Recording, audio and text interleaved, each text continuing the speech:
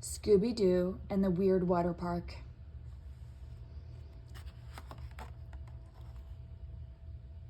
Scooby-Doo and the Weird Water Park by Jesse Leon McCann.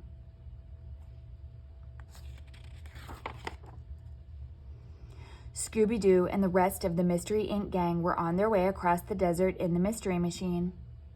It was a hot day and everyone was really thirsty. They were all glad when they spied a small town in the distance. Hooray! They cheered when they spotted a roadside refreshment stand. Like, I could really go for a cold soda, Shaggy cried. Ree-roo, Scooby-Doo agreed. He nodded and stuck out his tongue. Blah! As Fred pulled the Mystery Machine off the highway, the gang noticed some sad-looking kids sitting by the stand. It looked like the owner was mad at them. You kids are driving me crazy. You're always underfoot, Mr. Reed, the stand owner growled at the kids. Find some other place to go. Like, why don't you kids beat the heat at that groovy water park over there, Fred asked. One boy looked up sadly and said, We can't. That's my dad's place, and he had to shut it down. The three kids were named Matt, Amanda, and Ronnie. They told Shaggy and the others that Matt's dad had to sell the park, even though it had been the family business for years. But why? Asked Daphne. You'd think it would be a very popular spot in a hot place like this. It's closed because it's haunted, Amanda said in a quiet voice. Haunted by spooky water monsters. Haunted? Shaggy said with a gulp. Rookie water monsters, Scooby whimpered. That's right, water monsters, Mr. Reed grumbled. They're evil spirits that sometimes possess watery places. The water monsters are half man and half fish, Ronnie told the gang, his eyes wide. They are white like ghosts, and they have sharp teeth. Ghosts are bad for business, Mr. Reed complained. Don't worry, everyone. We'll get to the bottom of this, Fred said, leading the gang into the park. If there's one thing I love, it's a good mystery. Zoinks! Like, if there's one thing I don't love, it's ghosts, Shaggy cried. Neither, Scooby agreed. Suddenly, Scooby's nose sniffed wildly and his tail stuck straight up into the air like an antenna. Poing! Shaggy was sniffing too. Like somebody's having a barbecue inside the water park, he said excitedly. Rah, rah, barbecue, Scooby exclaimed. You guys can look for the barbecue that way, Fred told them. The girls and I will explore over here. Scooby and Shaggy knew they were getting close to the delicious-smelling barbecue, but they couldn't find it. They checked everywhere. Shaggy yanked open a door, then turned as white as a ghost. Without warning, a scary water creature jumped out at them. Grrr! It growled as it reached for them. Zoinks! Let's get out of here, Scoob, Shaggy shouted. Like, I think I just lost my appetite for barbecue, especially if we're on the menu. Shaggy and Scooby raced into a nearby tunnel. It was the water control center for the park, and it came to a dead end. Grrr! The creature was gaining on them. Like, no way to go but up, Scoob, Shaggy said. Come on! Shaggy climbed up the ladder in a flash, but Scooby wasn't getting anywhere. He was climbing the spokes of a valve wheel, not the ladder. The wheel turned around and around. Row! Scooby-Doo wailed. Meanwhile, Fred, Daphne, and Velma were checking out the park from above. Let's see if we can spot those evil monsters, Fred said. Wait, I think I hear something rumbling, Daphne told them, and it's coming this way. Suddenly, a huge surge of water came rushing down the slide. Whoosh! The water caught the kids and carried them away at full speed. Oh no, Scooby-Doo had accidentally turned on all the park's water rides.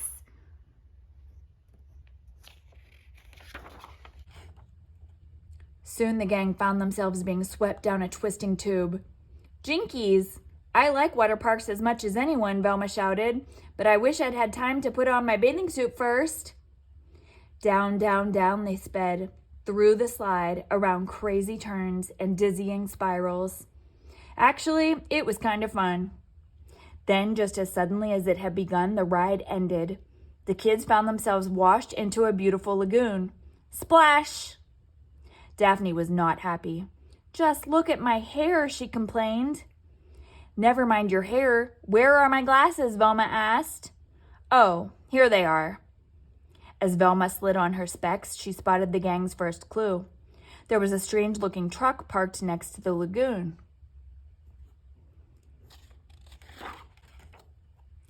"Jeepers," said Daphne. "What's all that equipment in the back of that van? It looks like it's for scientific testing." Fred nodded. "It is. I've seen that kind of equipment before. It's for locating and testing underground water." But before they could investigate further, the kids got an unpleasant surprise. A creature from the deep jumped out from behind the truck, growled, and lunged right at them. At the same time, Shaggy and Scooby were tiptoeing quietly through a dark corridor under the park. "It looks like we lost that growling ghoulie, Scoob," Shaggy whispered. "Like, I think we're safe." "Row boy," Scooby said happily. But they quickly changed their minds. A giant octopus with big, ugly eyes and sharp, pointy teeth appeared in front of them. It grabbed at them with a long, slimy tentacle. Shaggy and Scooby fled in the other direction into a strange round room. They clanged the door shut behind them.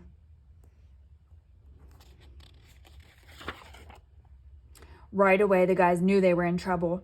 Water was spraying from the walls, filling the entire chamber. Before long, Shag and Scoob had to dog paddle to keep their heads above water. Then suddenly, the water was propelling them upward. They looked up, and there was no ceiling, just a long tunnel going up and up. The two friends hugged each other and gulped. Scooby and Shaggy shot out the top of the park's volcano. It was like being fired from a water cannon. They were so high up they could see everything. "Zoinks! Look, Scoob, there's another monster chasing the rest of the gang," Shaggy shouted. But they didn't have time to worry about the others now. For as fast as they'd gone up, they were now coming down.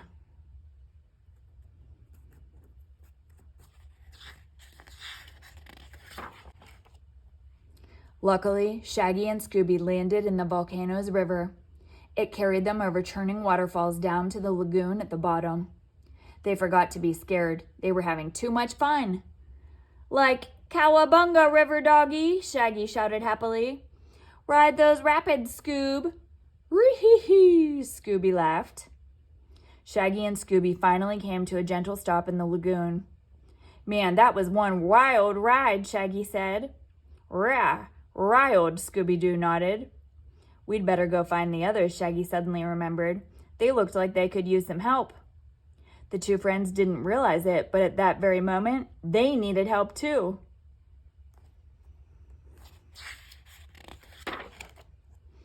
Close by, Fred, Daphne, and Velma were hiding from the water monsters. Now there were two creatures from the deep chasing after them. "Those creatures sure are protective of that truck," Velma said. "It must be a very important clue." Fred noticed an office door. "Let's hide in here and see if we can figure out this mystery," he said. Fred said. "This place doesn't look deserted. In fact, it looks like someone works here every day." "I found another clue," Velma said, holding up some blueprints. "I'm beginning to get an idea about what's going on around here." Before Velma could explain, there was a loud banging on the door. The kids jumped. "Uh-oh, I think those creatures have found us," Daphne cried.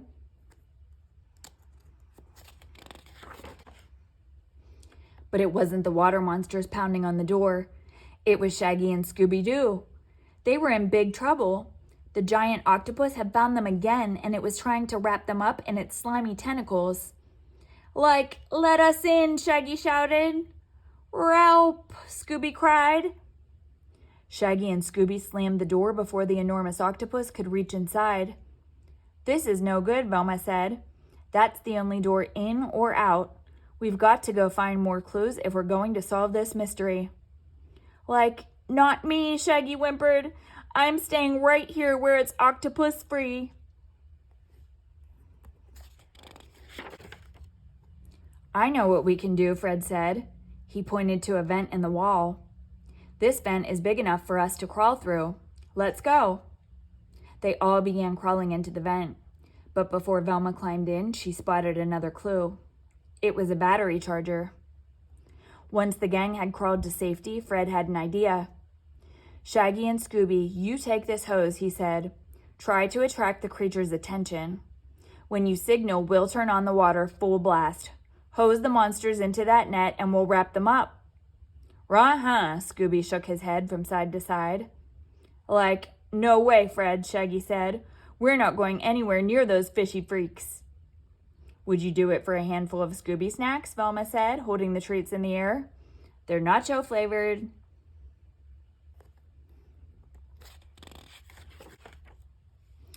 Shag and Scoob couldn't resist Scooby snacks, especially nacho ones. Soon they were munching happily as they headed off to hunt for the water monsters. They hadn't gone far when they made a lucky discovery. It was the barbecue they had smelled earlier. "Like, my compliments to the chef, whoever he is," Shaggy said between bites. Scooby smiled, nodded, and kept chewing. "Munch, chomp." They were so busy eating they didn't notice that 3 watery creatures had suddenly joined them. "Turn on the hose! The hose!" Shaggy yelled as they backed away from the angry creatures. "Rose! Rose!" Scooby joined in. But the hose filled with pressure too quickly, and Shaggy and Scooby were lifted off the ground and into the air. "Too much pressure! Too much!" Shaggy yelled. "Roo-rutch! Roo-rutch!" Scooby cried.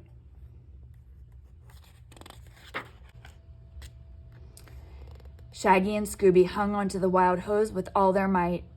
It shot back and forth through the air like a bucking bronco. Fred, Daphne, and Velma tried to turn down the water pressure, but the valve wouldn't budge. "I've got bad news, girls," Fred said. "This valve is stuck."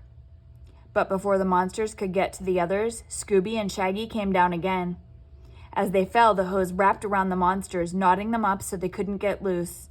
Scooby and Shaggy had saved the day. "You couldn't have done better if you were cowboys in a rodeo," Fred said with a grin as he finally managed to turn off the hose. All the kids laughed. But then,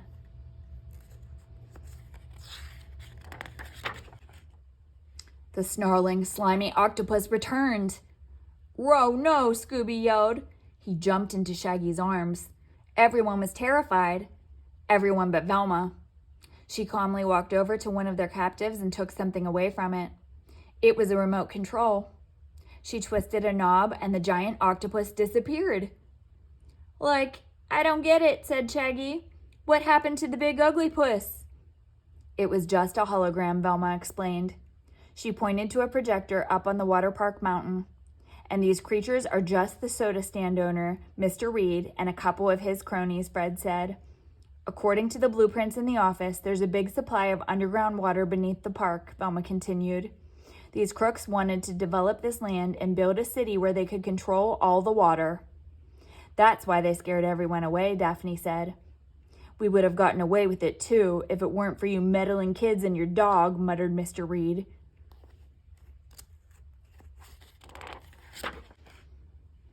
It wasn't long before the water park reopened for the town to enjoy.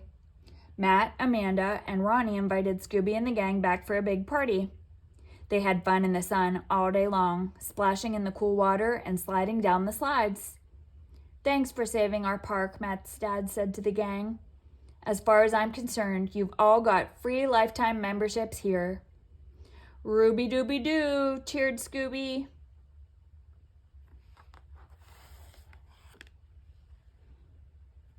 The end.